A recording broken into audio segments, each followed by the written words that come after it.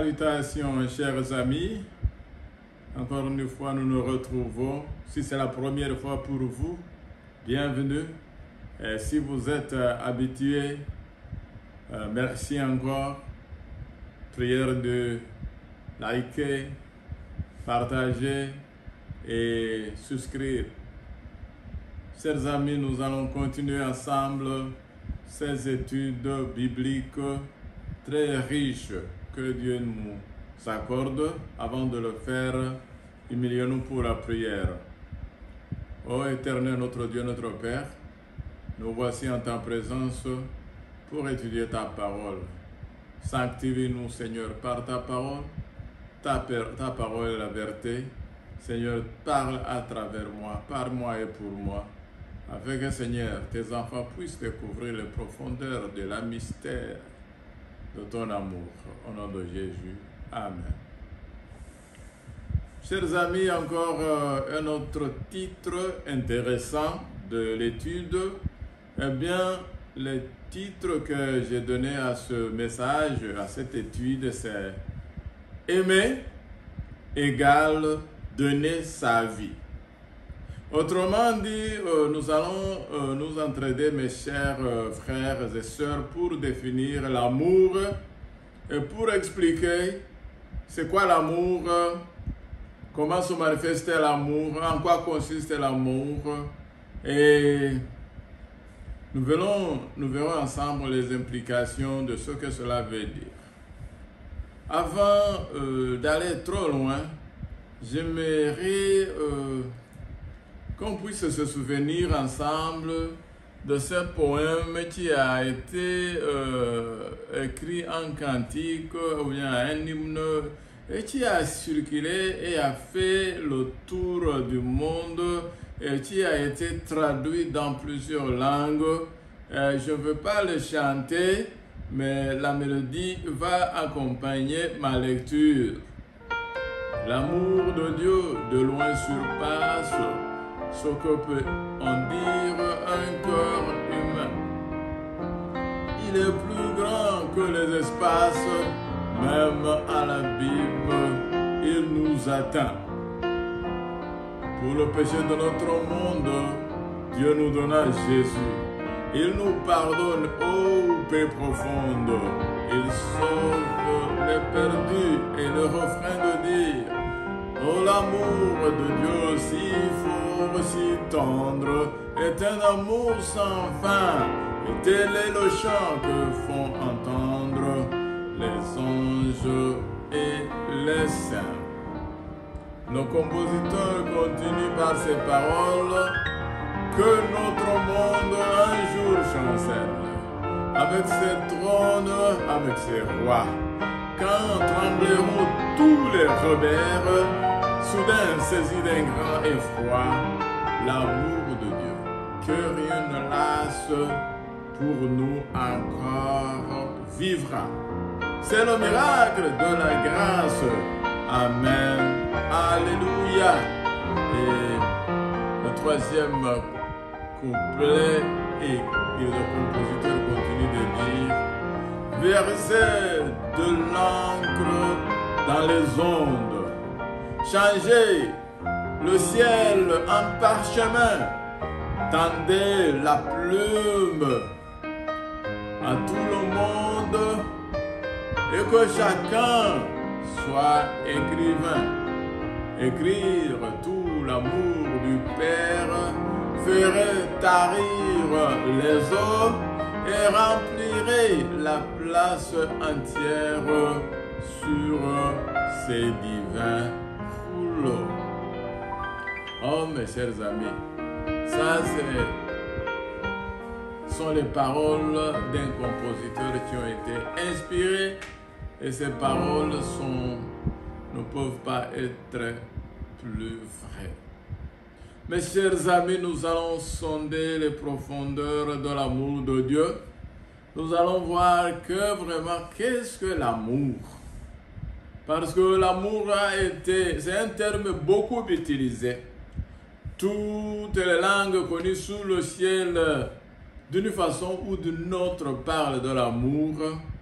mais la plupart du temps, son terme a été mal utilisé, mal exploité, abusé, et d'ailleurs, c'est un terme qui, en fait, est utilisé pour dire son contraire.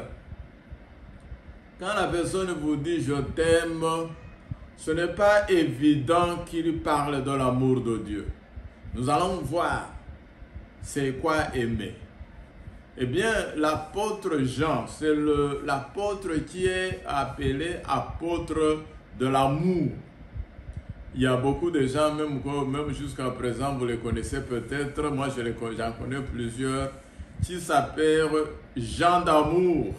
C'est pour essayer de faire renaître la notion que l'apôtre, le disciple de Jésus, Jean, le frère de Jacques, fils de Zébédée, il était le disciple qui a survécu longtemps plus que tous les autres, parce que la plupart des disciples de Jésus ont été n'ont pas vu leur mort venir naturelle, mais la plupart d'entre eux ont été exécutés, martyrisés par les ennemis de l'évangile. Eh bien, l'apôtre Jean survécut pendant plusieurs années. Les contes disent qu'on a voulu le tuer par plusieurs manières, qu'on a voulu même le mettre dans un fût d'huile bouillante pour le brûler, mais quand il est sorti, il était encore radieux. On n'était pas vraiment sûr de ce qu'on devait faire de lui jusqu'à ce qu'on l'a banni sur l'île de Patmos. Et c'est de l'île de Patmos qu'il nous a écrit le dernier livre de la Bible, qui est le livre de l'Apocalypse. Donc, on ne va pas lire dans l'Apocalypse, on lit en 1 Jean chapitre 4, versets 7 à 11, où l'apôtre de l'amour écrit ceci. Bien-aimés, aimons-nous les uns les autres, car l'amour est de Dieu, et quiconque est né de Dieu et connaît Dieu. Celui qui n'aime pas n'a pas connu Dieu, car Dieu est amour. L'amour de Dieu a été manifesté envers nous en ce que Dieu a envoyé son Fils unique dans le monde afin que nous vivions par lui. Et cet amour consiste non point en ce que nous avions aimé Dieu, mais en ce qu'il nous a aimés et envoyé son Fils comme victime expiatoire pour nos péchés. Bien-aimés, si Dieu nous a ainsi aimés, nous devons aussi nous aimer les uns les autres. C'est une parole riche de signification, très profonde. Nous n'aurons pas le temps de décortiquer la signification et l'essence de chaque mot, mais en bref, c'est Dieu qui est amour. L'amour vient de Dieu. On ne peut pas fabriquer l'amour. Nous les humains, nous ne pouvons pas faire germer ou bien générer l'amour de notre cœur, et parce que notre cœur ne connaît pas l'amour, l'amour n'existe pas dans même dans nos jargons, dans nos textes, ou bien nos écrits, ou bien nos commentaires, ou bien nos paroles. Mais quand nous parlons de l'amour, nous parlons autre chose, parce que l'amour vient de Dieu. Et celui qui n'a pas connu Dieu ne peut pas non plus connaître l'amour, parce que Dieu est amour. Et maintenant, cet amour a été manifesté. Comment? C'est quand Dieu se dépouilla de son Fils unique, il nous l'envoya pour venir mourir pour nos péchés. Voilà l'amour.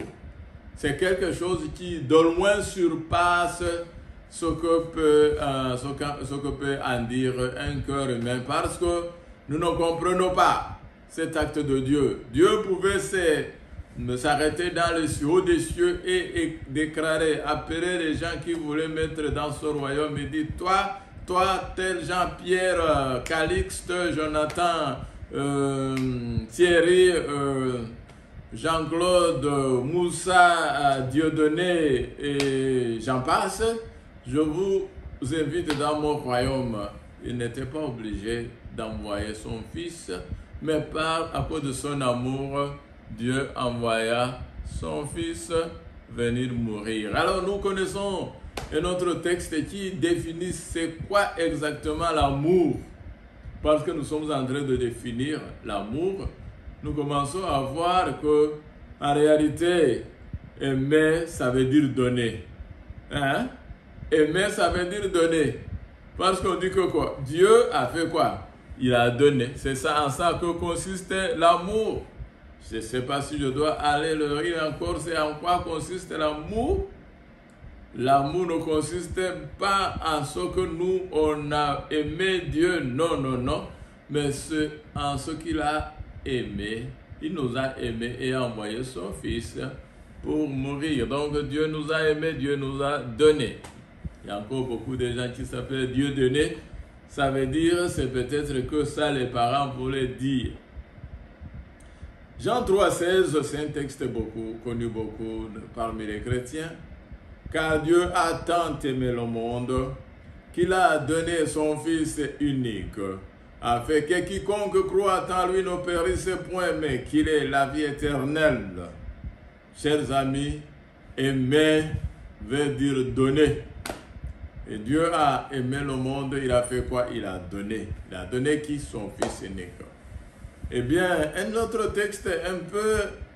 Quelquefois, la Bible fait des choses étranges qui sont un peu, on dirait, est-ce que c'est prémédité, est-ce que c'est calculé ou bien c'est une coïncidence? Beaucoup de chrétiens savent que l'amour de Dieu est défini dans Jean 3,16. Il y a beaucoup de Bibles de chrétiens, ils ont souligné Jean 3,16, mais beaucoup de chrétiens n'ont pas identifié que 1 Jean chapitre 3 verset 16, le premier épître de Jean, chapitre 3, verset 16, encore 3, 16 de Jean, mais cette fois-ci l'épître définit vraiment ce que c'est d'aimer. Et je vais essayer de lire ce texte dans la Bible du Semeur, dans la version Bible française, Bible du Semeur, 1 Jean chapitre 3, verset 16, il est dit, « Voici comment nous savons ce que c'est que d'aimer. »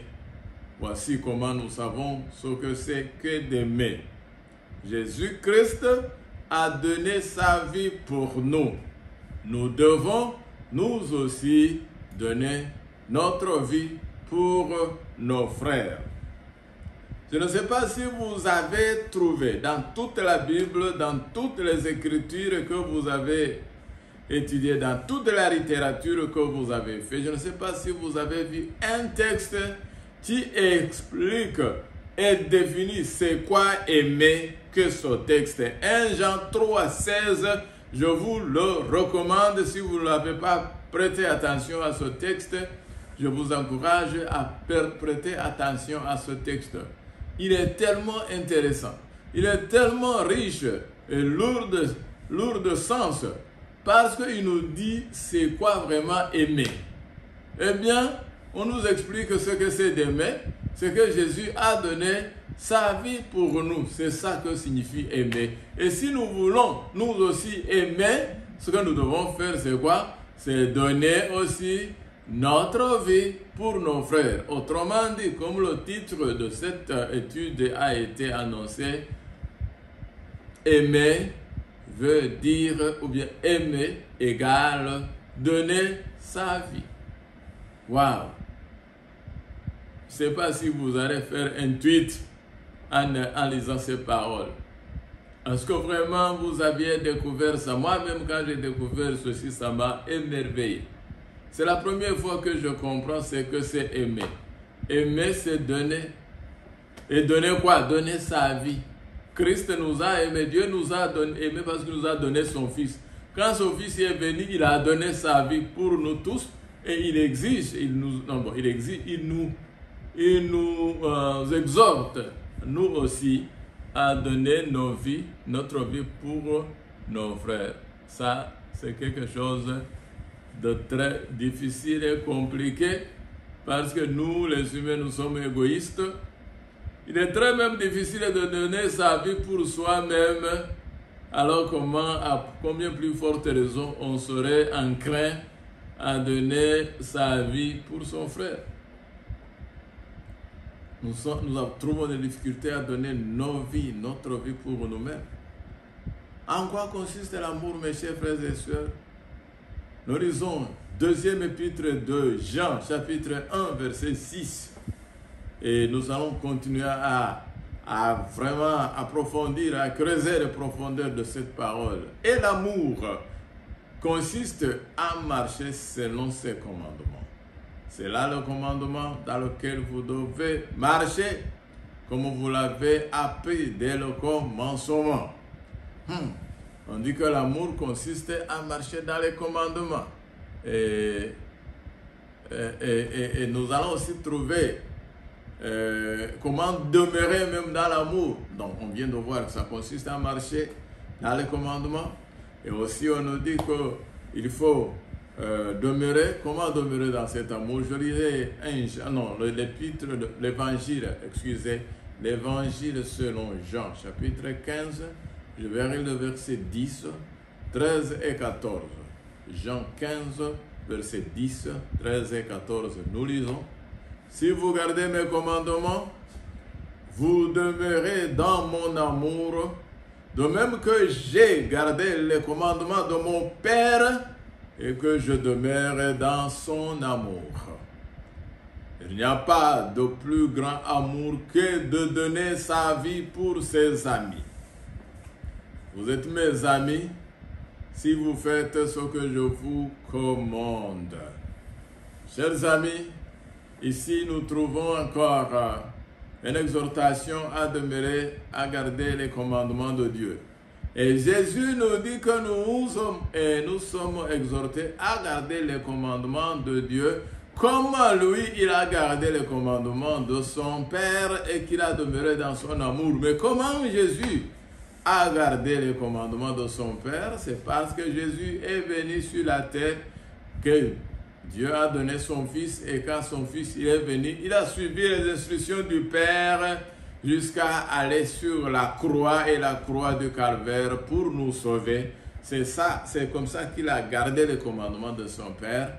Et alors, il nous invite que nous aussi, à notre tour, nous devons donner nos vies pour nos amis. Parce que nous venons de voir que aimer, ça veut dire donner.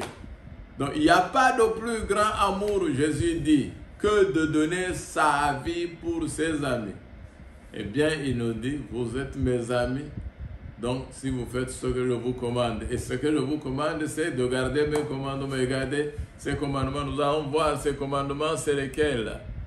Déjà, ceux qui m'écoutent ont commencé à dire, tu ne tueras pas, tu ne déroberas pas, tu ne commettras point d'adultère, tu ne porteras pas de faux témoignages. Et bon, souviens-toi du jour du repos, tu ne prononceras pas le nom de l'Éternel en vain, tu ne convoiteras pas. Et voilà, tu ne te prosterneras pas devant les images taillées. J'ai présenté les 10 commandements en vrac comme ça, mais j'espère que vous avez compris. Mais quand Jésus a voulu expliquer réellement le plus grand commandement, il n'est pas passé par les 10, mais il a dit à Matthieu, chapitre 22, versets 37 à 39, je vais lire la version française Osterval. Version française Osterval. Nous lirons en Matthieu chapitre 22, verset 37 jusqu'à 39, où il est dit, Jésus lui dit, tu aimeras le Seigneur ton Dieu de tout ton cœur, de toute ton âme et de toute ta pensée. C'est là le premier et le grand commandement. Et voici le second qui lui est semblable, tu aimeras ton prochain comme toi-même. Maintenant, comme nous avons découvert que aimer veut dire donner sa vie, autrement dit, Jésus était en train de dire à ce pharisien qui le tentait que tu donneras ta vie au Seigneur ton Dieu de tout ton cœur, de toute ton âme et de toute ta pensée. Ça, c'est le plus grand commandement. Et le second qui lui est semblable, tu donneras ta vie pour ton prochain. C'est tout qu'il voulait dire. Mes amis, ce n'est pas simple. Ce n'est pas facile. Humainement parlant, c'est difficile, impossible de donner sa vie pour son prochain. Donc tout le temps que nous avons dit que nous aimons nos amis, que nous aimons nos femmes, nos enfants, nous avons menti parce que c'est combien de gens qui sont prêts à donner leur vie pour leurs femmes, ou bien les femmes qui sont prêtes à donner leur vie pour leur mari. N'est-ce pas que le premier désagrément aujourd'hui vous met à couteau tiré et qu'on commence à chercher les avocats et les juges pour trancher et pour nous séparer dans ces derniers jours où la patience est devenue à son niveau de 0. Mes chers amis, l'amour consiste à donner, à aimer, et aimer signifie donner sa vie. Nous allons lire ces paroles en 1 Jean. 1 Jean chapitre 4, versets 12 et 16. Qu'est-ce que nous lisons? Je vais lire dans la version Bible du Semeur. Bible du Semeur, il est dit: Dieu, personne ne l'a jamais vu. Mais si nous aimons les uns les autres, Dieu demeure en nous et son amour se manifeste pleinement parmi nous. Et nous avons connu l'amour que Dieu nous porte et nous y avons cru. Dieu est amour. Celui qui demeure dans l'amour demeure en Dieu et Dieu demeure en lui. Et je peux reprendre le verset encore, 1 Jean chapitre 3 verset 16. Voici comment nous savons ce que c'est d'aimer. Jésus-Christ a donné sa vie pour nous. Nous devons nous aussi donner notre vie pour nos frères. Mes chers amis, aimer signifie donner sa vie. Il n'y a pas un autre sens que vous pouvez donner à l'amour selon la Bible, selon la parole de Dieu. C'est donner sa vie. Et si aimer veut dire qu'il faut donner sa vie, si aimer veut dire qu'il faut donner sa vie, mes chers amis, ça veut dire que nous sommes très très très loin de l'amour. Nous sommes tombés trop bas et nous ne pouvons pas atteindre la norme divine. Que Dieu nous pardonne, que Dieu nous aide parce que nous avons méconnu c'est quoi l'amour et nous avons toujours menti à Dieu que nous l'aimons, mais nous n'avons pas consenti à donner notre vie pour lui. Nous n'avons même pas consenti à donner notre vie pour nos semblables. Nous n'avons pas consenti à donner notre vie pour notre Dieu. Comment nous pouvons dire que nous l'aimons? C'est impossible d'aimer sans donner. Et on peut, le plus grand don que l'on peut donner, c'est sa vie. Voilà pourquoi la Bible est claire en train de nous montrer que donner sa vie, c'est ça que d'aimer. Donc, on ne peut pas s'aimer en parole. Il faut aimer dans les actions. Et l'amour de Dieu doit être manifesté à nous. Et cet amour fera que Dieu va demeurer en nous et que nous allons demeurer en lui. Parce que si l'amour de Dieu demeure en nous, ça veut dire que nous sommes nés de Dieu et que Dieu vit en nous. Jésus alors a décrété, après avoir compris tout ça, quand nous avons parlé de marcher dans les commandements, je disais que peut-être les uns les autres vont commencer à dire « Tu ne tueras pas, tu ne déroberas pas, tu ne commettras point d'adultère » et continuera. « Tu honoreras ton père et ta mère », ce qui est bien. Mais ici, la Bible nous dit en Jean chapitre 13, verset 34, je lis dans la version Bible du Semeur, il est dit « Je vous donne un nouveau commandement. » Non, je vous donne un commandement nouveau. Aimez-vous les uns les autres. Oui, comme je vous ai aimé, aimez-vous les uns les autres. Chers amis, avant de finir je vais dire que l'amour amène à la perfection. C'est l'amour qui produit la perfection, mes chers amis. Ici, en Colossiens chapitre 3, verset 14, nous lisons. Colossiens chapitre 3, verset 14, nous lisons. Mais par-dessus toutes ces choses, revêtez-vous de la charité qui est le lien de la perfection. La charité ou l'amour agapé, l'amour inconditionnel, l'amour sans calcul, c'est le lien de la perfection, mes amis. Et on va nous poser la question en Matthieu, chapitre 5, versets 46 à 48. Si vous aimez seulement ceux qui vous aiment, allez-vous prétendre à une récompense pour cela? Les correcteurs d'impôts, eux-mêmes ne font-ils pas autant? Verset 47. Si vous ne saluez que vos frères, que faites-vous d'extraordinaire? Les païens n'agissent-ils pas ainsi? Votre Père céleste est parfait, soyez donc parfaits comme lui. Chers amis, la perfection nous attend. Mais pour y arriver, il faut connaître l'amour et il faut continuer, commencer à aimer Dieu. Ce n'est pas simple. Ce n'est pas facile. Une fois, j'ai exploré ce que veut dire donner sa vie pour ses semblables, pour ses voisins. C'est un long témoignage, je ne vais pas rentrer dans ce témoignage. Mais une fois, je me suis retrouvé face à face avec des personnes qui étaient données à la mort. Que tout le monde qui devait les trouver devait les mettre à mort. Et ces gens sont venus vers moi pour un refuge, pour un abri que je n'avais pas. La seule chose que je pouvais faire, c'est de les conduire dans la cachette et de me cacher avec eux, espérant que, comme je me suis caché avec eux, quand leurs bourreaux viendront, ils ne nous trouveront pas. Donc, parlons de donner sa vie. Quelques minutes plus tard, leurs bourreaux sont arrivés et ont commencé à frapper sur la porte demandant d'ouvrir. La porte n'était même pas fermée. J'ai dû prendre la décision la plus difficile de ma vie. Parce que j'avais le choix entre fuir et les laisser à leur mort, ou bien alors rester solidaire avec eux dans la vie ou dans la mort. Dieu aidant, j'ai pris la décision la plus impopulaire, la plus folle, de rester avec eux, advienne que pourra.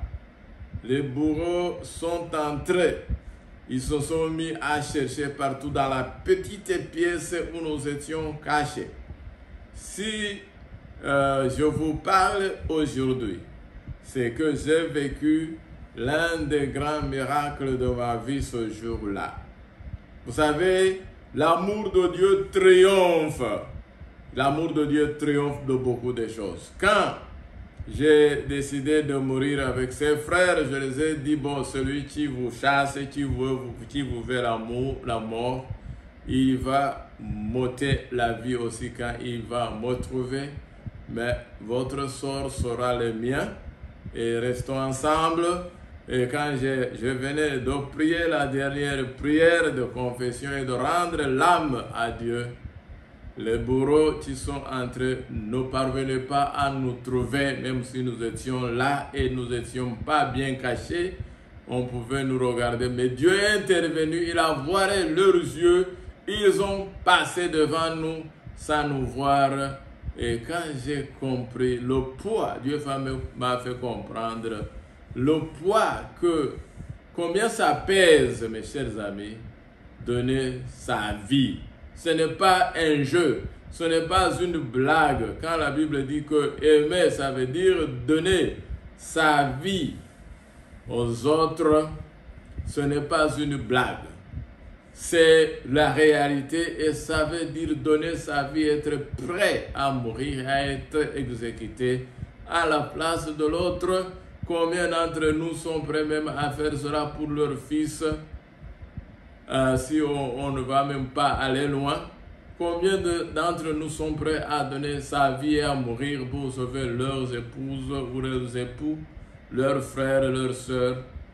Combien d'entre nous ont abandonné, fuir, laissé les nôtres en train de périr et même aujourd'hui la mémoire nous hante? Mes chers amis, aimer ce n'est pas chose facile. Aimer signifie donner sa vie et l'amour est de Dieu. L'amour vient de Dieu. Dieu nous a aimés en donnant son Fils mourir pour nous. À notre retour, nous devons aimer en donnant nos vies pour les autres. L'amour vient de Dieu. L'amour est fort. L'amour a le pouvoir d'éteindre les flammes du feu. L'amour a le pouvoir d'anéantir la force de la pesanteur. L'amour a la capacité, le pouvoir de fermer la gueule des lions. L'amour a la force de ramener les morts à la vie. L'amour subsistera à jamais. Les autres choses, la science finira, les connaissances auront leur fin. Eh bien, beaucoup de choses que nous avons, les richesses, on n'en aura plus besoin quand tout le monde en aura assez. Mais l'amour de Dieu subsistera éternellement. Je vous encourage, mes chers frères et ceux qui m'attendaient et qui écoutaient cette parole, mettons-nous à genoux, crions vers Dieu, demandez-lui de mettre son amour dans notre cœur afin que nous puissions découvrir c'est quoi l'amour et que nous puissions l'aimer de tout notre cœur, de toute notre force, de toute notre âme, de toute notre pensée. Et quand il va venir appeler ceux qui l'ont connu, il va identifier ceux-là qui ont l'amour comme lui. Telle est ma prière pour vous et moi, au nom de Jésus. Amen.